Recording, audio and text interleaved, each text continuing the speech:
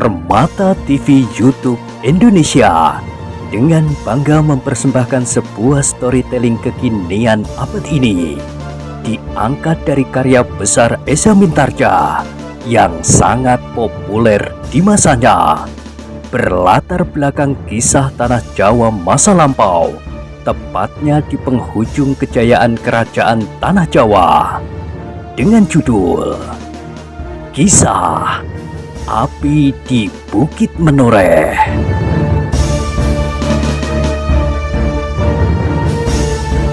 Pada kesempatan yang sangat baik ini, kita masuk pada episode yang ke-344. Selamat menikmati.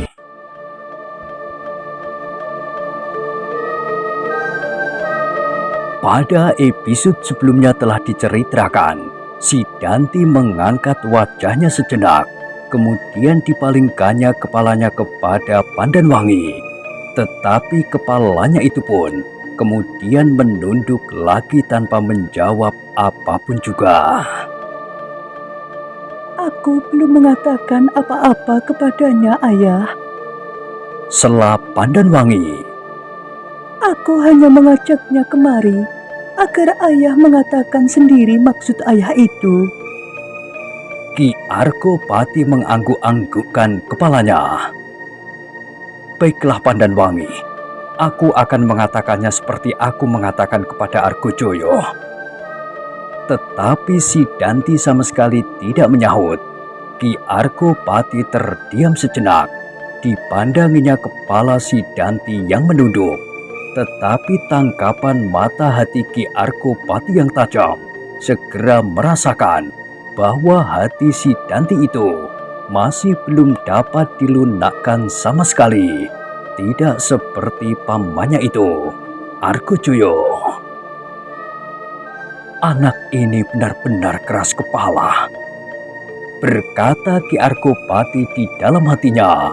Meskipun demikian, Ki Argopati masih akan mencobanya untuk menjajaki hati si Danti lebih jauh. Si Danti, katanya, apakah hatimu sudah terbuka untuk berbicara? Seperti pamanmu Argojoyo, aku membawanya berbicara tentang keadaan kita saat ini, tentang tanah perdikan Menoreh, dan tentang masa depannya. Aku ingin bersama melihat di mana kita sekarang ini berada, dan kemana kita masing-masing akan pergi. Kalau kita dapat menemukan persesuaian arah, maka kita akan dapat berjalan bersama-sama.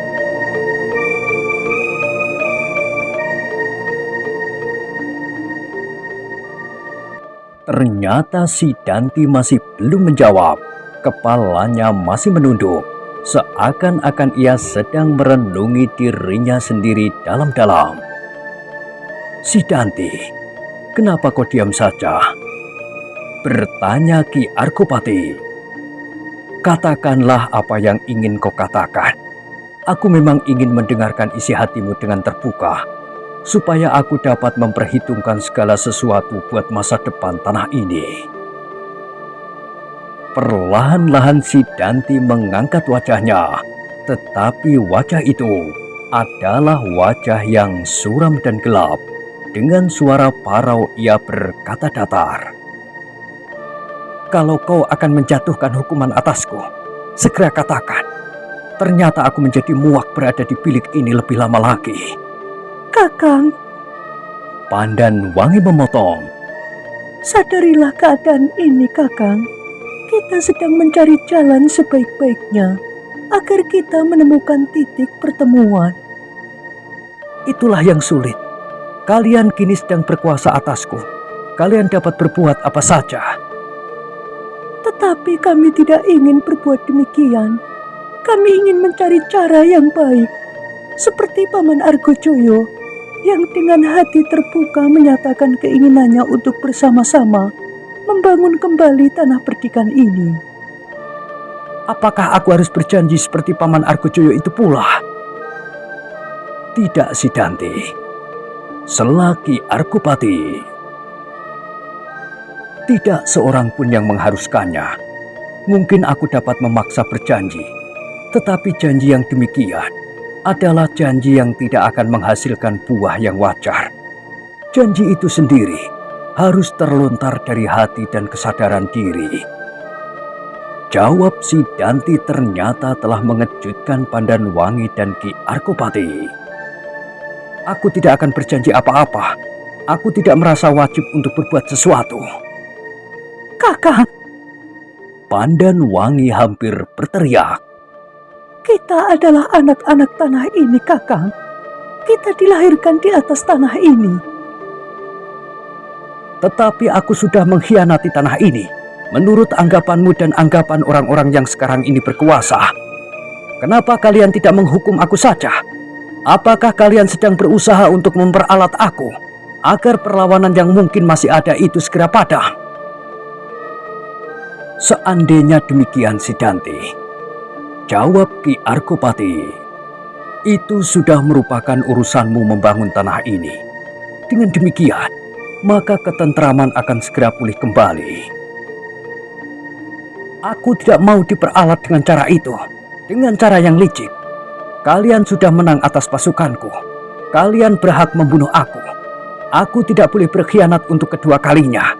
Berkhianat menurut anggapanmu, dan berkhianat terhadap pasukanku yang telah kau hancurkan. Apalagi berkhianat terhadap guruku.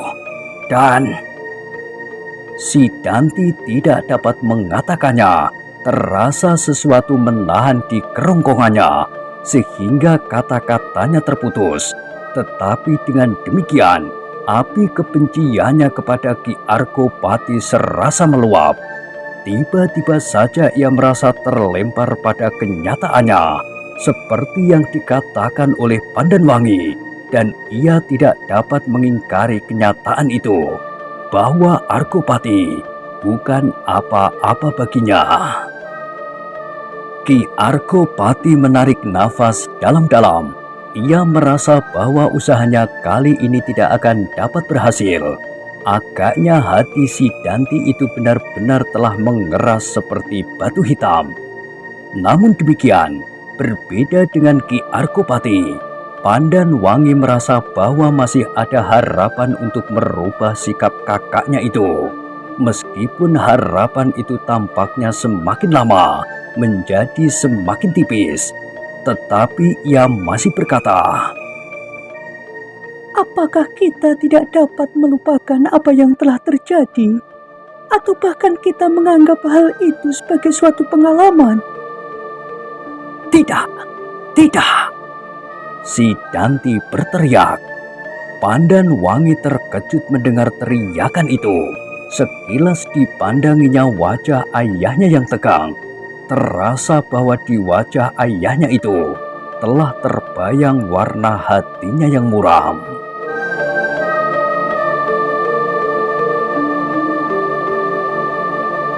Apakah Kakang Sidanti tidak juga dapat dilunakkan? Pertanyaan itu mulai membelit hatinya. Dalam pada itu di ruang tengah beberapa orang duduk dengan cemasnya. Mereka kini sudah beringsut dari depan pintu bilik Sidanti ke depan pintu bilik Ki Arkopati. Bahkan kini jumlah mereka telah bertambah pula karena Ki Samekto dan Ki Kerti telah ada di antara mereka. Apakah Ki Gede memang memanggil Angger Sidanti? Bertanya Samekto sambil berbisik. Iya, jawab gembala tua itu. Samekto mengangguk-anggukkan kepalanya dan Kerti pun berkata, Ki Arkopati masih juga dipengaruhi oleh hubungan masa lampau. Bagaimanapun juga, Sidanti pernah dianggap sebagai anaknya. Iya, jawab Samekto. Tetapi, apakah pantas bahwa anak itu kini berteriak-teriak begitu di dalam bilik Ki Arkopati yang sedang sakit? Kerti mengangguk-anggukkan kepalanya. Siapa sajakah yang ada di dalam? Bertanya Kerti kemudian. Selain Angger Sidanti, hanyalah Angger Pandanwangi. Samekto mengangguk-anggukkan kepalanya pula. Ia percaya kepada Pandanwangi, tetapi hatinya hampir-hampir tidak tahan lagi mendengar si Danti berteriak-teriak dan membentak-bentak.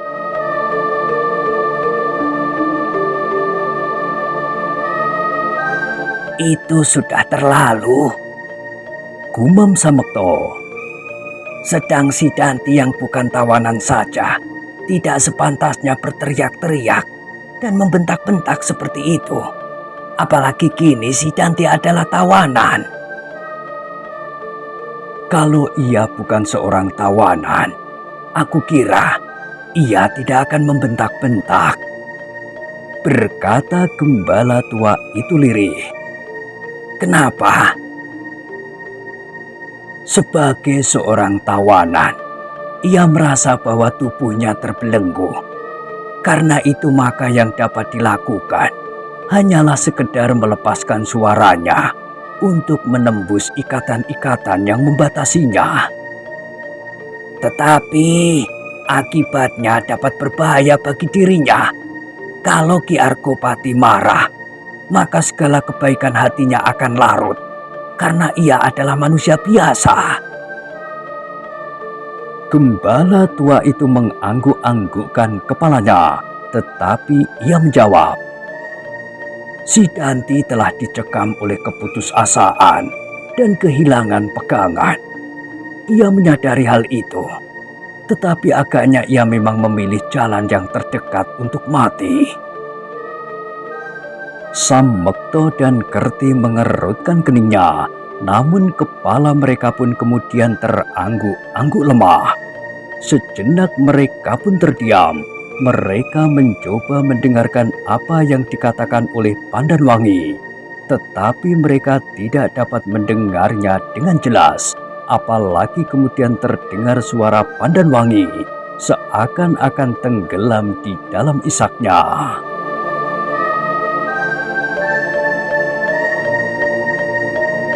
Jangan membujuk lagi.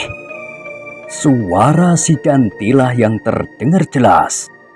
Aku sudah memutuskan, kalau kalian akan membunuh aku, segera lakukanlah. Jangan memaksa aku untuk melakukan hal-hal yang tidak akan mungkin bagiku. Aku tidak bertabiat serendah itu.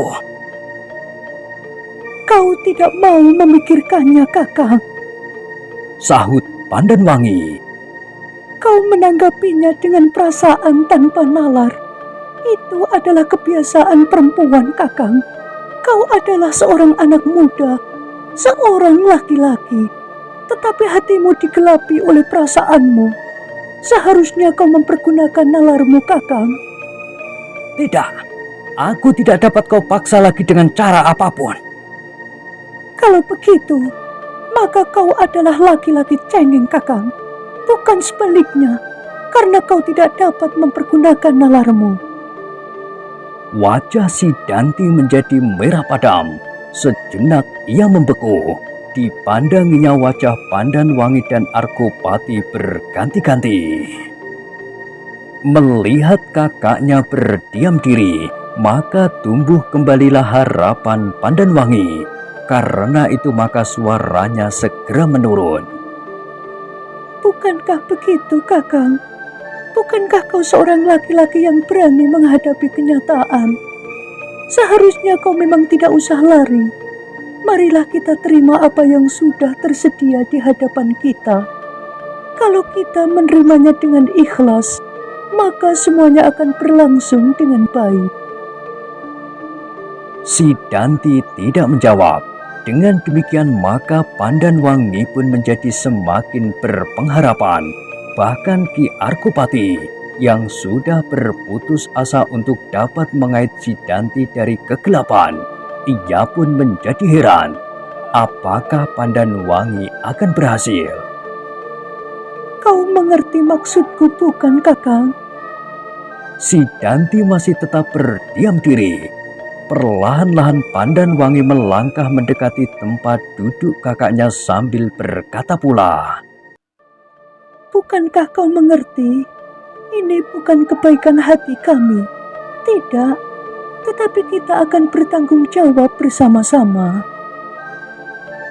Namun yang terjadi kemudian benar-benar di luar dugaan Pandanwangi.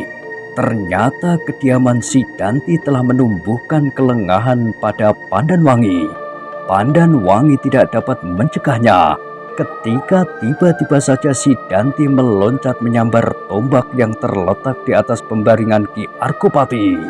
Demikian cepatnya sehingga Pandanwangi sadar ketika tombak itu sudah ada di tangan si Danti.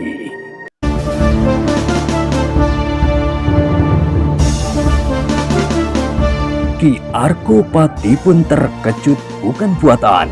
Getaran dadanya yang terguncang agaknya telah membuat lukanya menjadi seakan-akan terhenti. Dengan darah yang seakan-akan terhenti, ia menatap ujung tombaknya itu yang sedang merunduk ke arah dadanya yang terluka. Pandanwangi tidak mendapat kesempatan untuk merebut tombak itu dari tangan kakaknya, tetapi ia tidak tinggal diam menyaksikan ujung tombak itu menembus dada ayahnya. Karena itu, maka dengan secepat-cepat kemampuannya, ia meloncat memeluk kakaknya dari belakang. Tetapi si Danti telah menjadi wuru, seakan-akan ia telah kehilangan akal. Tanpa menghiraukan apapun lagi, maka dikibaskannya Pandanwangi sekuat-kuatnya. Pandanwangi yang belum siap benar menanggapi peristiwa itu tidak dapat bertahan. Ia terlempar membentur dinding kayu bilik itu, kemudian terjatuh di lantai. Kini si Danti berdiri dengan mata yang merah menghadap Ki Arkopati yang belum mampu melakukan perlawanan apapun karena luka-lukanya. Tombak di tangannya kini telah merunduk kembali setelah diguncang oleh Pandanwangi, tepat mengarah ke dada Ki Arkopati. Benturan tubuh Pandanwangi pada dinding kayu telah mengejutkan beberapa orang yang berada di luar pintu. Tetapi mereka tidak segera melihat apa yang telah terjadi di dalamnya.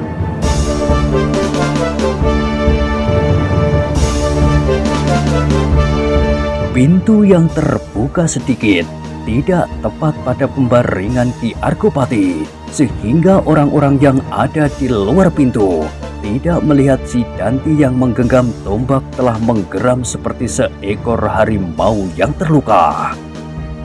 "Suara apakah itu?" bertanya Ki Samekto. Tetapi yang lain hanya menggelengkan kepalanya saja. Tidak seorang pun yang beranjak dari tempatnya. Mereka agaknya segan untuk memasuki ruangan itu sebelum mereka dipanggil.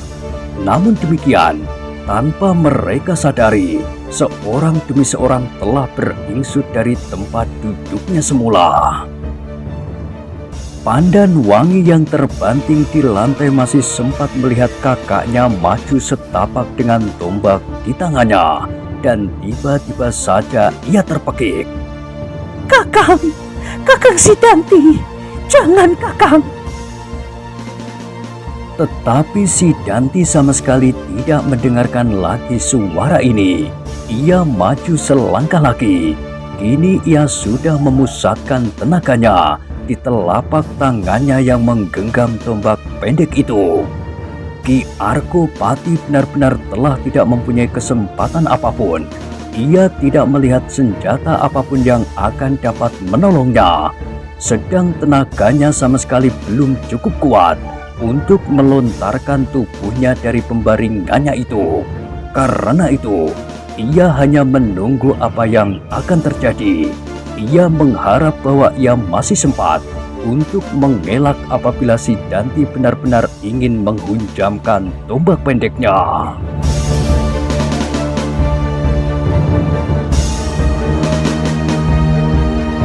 Ternyata suara Pandanwangi telah mengejutkan mereka yang berada di luar pintu. Serentak mereka berloncatan dan tanpa menunggu lagi, mereka berlari-larian ke bilik Ki Arkopati. Tetapi untuk memasuki pintu itu, mereka memerlukan waktu. Sedang si Danti telah benar-benar siap menusukkan tombaknya. terdengar ia menggeram. Orang-orang menoreh hanya dapat menghukum mati aku 1 kali. Meskipun aku membunuhmu, maka hukuman itu tidak akan dapat ditambah lagi. Ketika gembala tua, Ki Samekto, Kerti dan beberapa orang prajurit meloncat telundak pintu, maka pada saat itu mereka kehilangan segala kemungkinan untuk dapat menolong Ki Argopati karena si Danti sudah mulai mengayunkan tombaknya untuk menusuk langsung ke dada Ki Argopati. Tetapi dalam kecemasan yang amat sangat yang telah mencekam setiap dada, mereka melihat kilatan senjata yang langsung menghunjam ke lambung si Danti. Demikian cepat dan kerasnya, sehingga si Danti yang telah mengayunkan tombak itu terdorong ke samping. Terdengar sebuah keluhan tertahan, kemudian perlahan-lahan tombak yang sudah hampir saja menembus dada Ki Argopati itu menjadi bergetar dan terjatuh di lantai. Yang telah terjadi itu telah benar-benar mencekam semua orang yang menyaksikannya. Nafas mereka seakan-akan telah berhenti mengalir ketika kemudian mereka melihat apakah yang sebenarnya telah terjadi.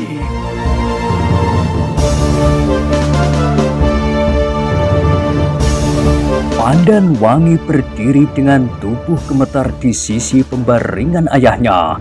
Dengan wajah yang pucat pasi dipandanginya pedangnya yang masih menghunjam di lambung kakaknya yang berdiri tertatih-tatih. Sejenak si Danti memandang adiknya, namun kemudian ia tidak lagi mampu bertahan. Perlahan-lahan ia jatuh di atas lututnya, sedang darah yang merah mengalir dari lukanya. Dengan kekuatan terakhirnya, si Danti masih sempat mencabut pedang yang telah terlepas dari tangan Pandan Wangi itu, kemudian meletakkannya di sampingnya. Pandan Wangi memandanginya dengan wajah yang tegang beku. Namun ketika kemudian si Danti tidak lagi mampu berdiri di atas lututnya dan perlahan-lahan menahan tubuhnya dengan kedua tangannya, terdengar Pandan Wangi menjerit keras sekali. Kakang si Danti.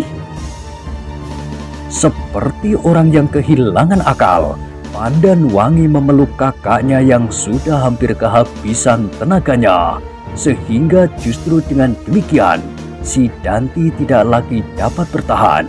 Perlahan-lahan ia menelentang dan terbaring di lantai, sedang Pandan Wangi menelungkup memeluknya sambil menangis sejadi-jadinya. Darah si Danti yang bergelimang di lantai telah memerahi pakaian gadis itu pula. Kakang si Danti.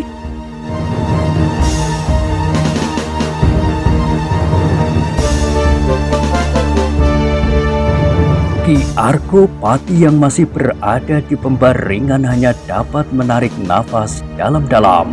Perlahan-lahan ia beringsut dan memaksa dirinya untuk duduk di pinggir pembaringan. Sementara Gembala Tua, Samekto dan Ki Kerti serta beberapa orang yang lain telah melingkarinya.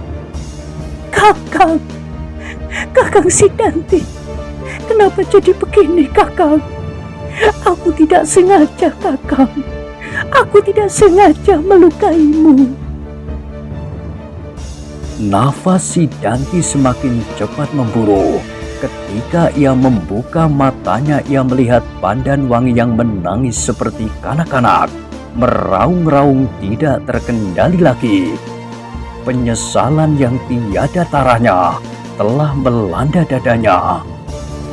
Dengan gerak naluriah, ternyata ia telah meloncat dan menusuk lambung si Danti untuk mencegah si Danti membenamkan ujung tombaknya di dada ayahnya. Ternyata akibat dari tusukan di lambung anak muda itu terlampau parah, sehingga maut telah membayang di wajahnya. Dalam suatu saat, ternyata Pandan Wangi memang harus memilih, dan saat itu terlampau pendek. Hanya sekejap, ia tidak dapat membuat pertimbangan lebih jauh ketika ia melihat kakaknya sudah siap menusukkan tombak pendeknya ke dada Ki Arkopati. Dan Pandan Wangi pun memang sudah melakukan pilihan itu. Betapa besar ikatan kasih antara kakak beradik, namun ia tidak dapat membiarkan ayahnya terbunuh di pembaringan selagi ia tidak kuasa berbuat apa-apa. Dan di saat yang sekejap itu, ia telah memilih ayahnya daripada kakaknya, meskipun akhirnya ia harus memeras air matanya. Pandan Wangi. Terdengar suara si Danti Parau. Kakang, aku minta maaf kakang. Si Danti mengangguk-anggukkan kepalanya. Orang-orang yang kini berjongkok di sekitarnya melihat si Danti menyeringai menahan sakit. Namun kemudian mereka menjadi heran dan kemudian terharu ketika mereka melihat si Danti itu tersenyum. Kau tidak bersalah adikku, desisnya. Aku tidak sengaja kakang. Aku tahu bahwa kau memang tidak sengaja, tetapi dipandang dari segi keharusanmu, kau sudah bertindak tepat. Kau berusaha menyelamatkan ayahmu. Tetapi maksudku tanpa mengorbankan kau kakang. Dalam keadaan ini tidak mungkin, Pandan Wangi, jawab kakaknya. Alangkah anehnya hati ini. Justru pada saat terakhir, aku melihat cahaya yang terang. Maksudmu kakang? Aku merasa bersalah. Kakang. Pandan Wangi mengguncang-guncang tubuh kakaknya. Jangan kau guncang aku, Wangi. Sakit. Tetapi jangan berkata saat-saat terakhir. Kau pasti akan sembuh, kakang. Tiba-tiba saja Pandan Wangi dengan nanar mengedarkan tatapan matanya. Kiai, Kiai, Katanya kepada gembala tua itu. kenapa kau diam saja? Kenapa kau tidak berbuat sesuatu untuk mengobati luka kakang Sidanti, Kiai? Gembala tua itu beringsut maju, tetapi suara Sidanti menjadi semakin lemah. Tidak ada gunanya. Aku akan mati. Tidak, tidak kakang. Kau tidak akan mati. Sekali lagi Pandan Wangi melihat Sidanti tersenyum. Kemudian dicobanya memandangi Ki Arkopati yang duduk di pinggir pembaringannya. Ayah, desisnya. Terasa sesuatu berdesir di dada Ki Arkopati. Panggilan itu selalu didengarnya dahulu.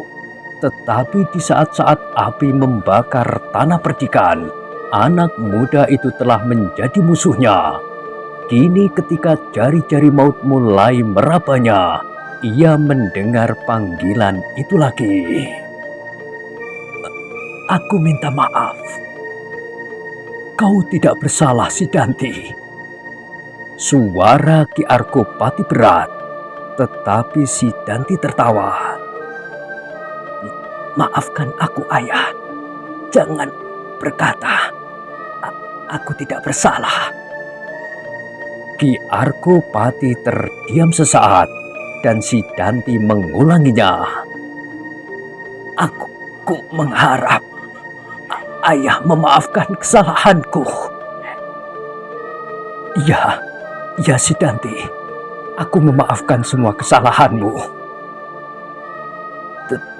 Terima kasih.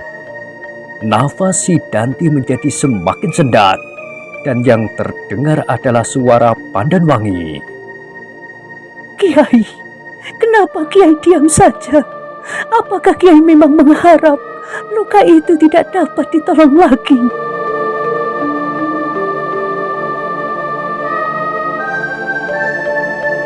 Gembala tua itu menarik nafas dalam-dalam, tetapi sebagai seorang yang telah mengenal beribu jenis luka, maka luka si Danti itu tidak akan dapat ditolong lagi. Sudahlah, si Danti sendiri memang menolak. Aku sudah sampai pada batas.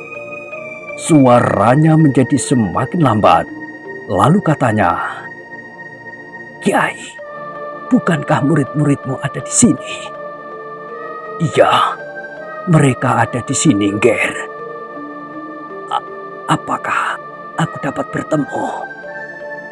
Gembala itu mengerutkan keningnya. Apakah maksud Angger Sidanti? Anak-anak itu dipanggil kemari. Sidanti mengangguk lemah. Apakah Paman Argojoyo juga ada? Gembala itu menarik nafas dalam-dalam. Kemudian kepada seseorang yang ada di belakangnya, ia memberi isyarat untuk memanggil mereka. Dengan tergesa-gesa orang itu berdiri, tetapi di muka pintu, ia tertekun sejenak. Dipandanginya Ki Argopati seolah-olah ingin mendapat ketegasannya. Ketika Ki Argopati pun kemudian menganggukkan kepalanya, maka orang itu pun berlari ke gandok. Dengan singkat disampaikannya berita tentang Sidanti dan diperintahkannya kedua murid gembala tua itu membawa Ki Argojoyo menghadap. Mereka pun segera memenuhinya pula. Ki Argojoyo justru berjalan di paling depan, kemudian Kupolo dan Kupito. Tetapi tidak hanya mereka, Sekar Mirah dan Ki Sumangkar pun ikut serta pula.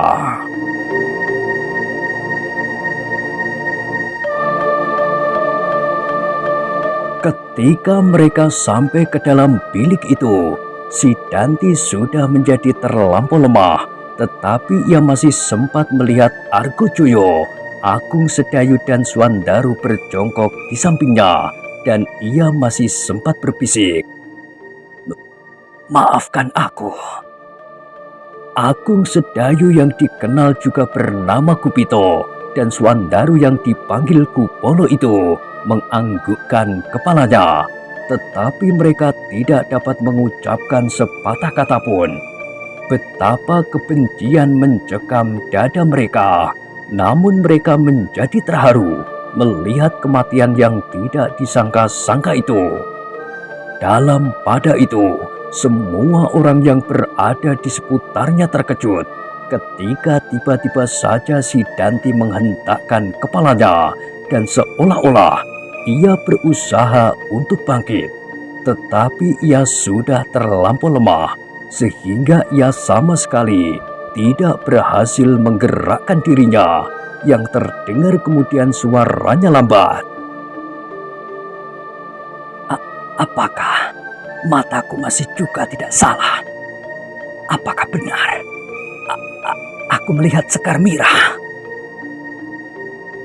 Agung Sedayu mengerutkan keningnya, namun ia menjawab, "Iya, Sekar Mirah memang ada di sini." Sidanti tersenyum. Bibirnya bergetar lamban sekali, dan Pandan Wangi masih mendengar ia berdesis, "Mirah." Tidak seorang pun yang dapat mengucapkan kata-kata ketika mereka melihat Sidanti menjadi semakin lemah. Tatapan matanya menjadi semakin redup, tetapi ia masih berusaha tersenyum. Dipandanginya Argojoyo yang seolah-olah menjadi semakin kabur. Argopati, Pandan Wangi, Sekar Mirah dan yang lain-lain. Sekali lagi Sidanti menarik nafas dalam-dalam, seolah-olah ia ingin menyambung nafasnya yang menjadi semakin pendek. Tetapi ketika ia melepaskan nafas itu, ternyata itu adalah tarikan nafasnya yang terakhir. Yang terdengar adalah jerit Pandan Wangi yang melengking. Si Danti telah meninggal justru karena ujung senjatanya yang tidak dengan sengaja telah menghunjam ke lambung kakaknya yang selama ini masih diharapkannya untuk dapat hidup dan berbuat sesuatu bersama-sama untuk kepentingan tanah perdikan menoreh. Beberapa orang telah mencoba menenangkan hati gadis itu. Sekar Merah pun kemudian mendekatinya dan mencoba membawanya pergi meninggalkan mayat si Danti yang masih terbujur di lantai. Tetapi Pandan Wangi masih saja memeluknya. Betapa tubuh itu telah mulai menjadi dingin.